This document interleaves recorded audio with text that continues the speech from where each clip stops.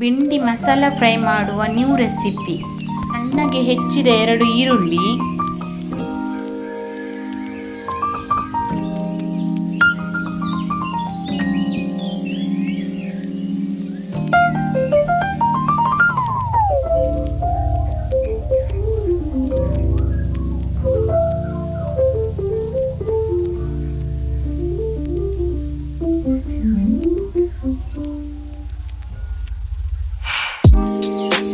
ಸಣ್ಣಗೆ ಹೆಚ್ಚಿದ 2-3 ಕಾಯಿ ಮೆಣಸು,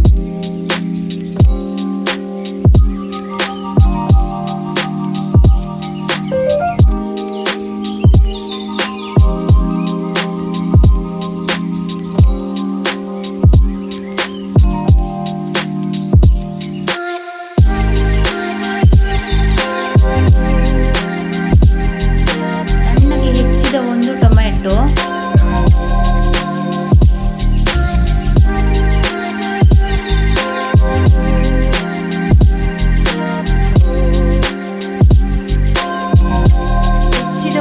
ಆಲೂಗಡ್ಡೆ,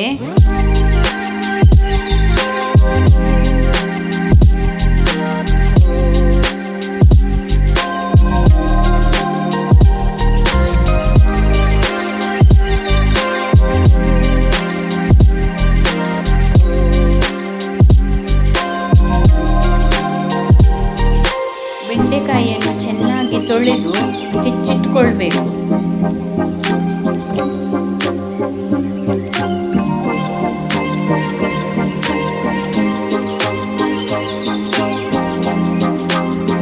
ನೀಟಾಗಿ ಹೆಚ್ಚಿಟ್ಕೊಳ್ಬೇಕು. ಫಸ್ಟಿಗೆ ಬಾಣಲೆ ಇಟ್ಟು ಎಣ್ಣೆ ಹಾಕಿ ಅದಕ್ಕೆ ಬೆಂಡಿಯನ್ನು ಹಾಕಿ ಫ್ರೈ ಮಾಡಿಕೊಳ್ಬೇಕು.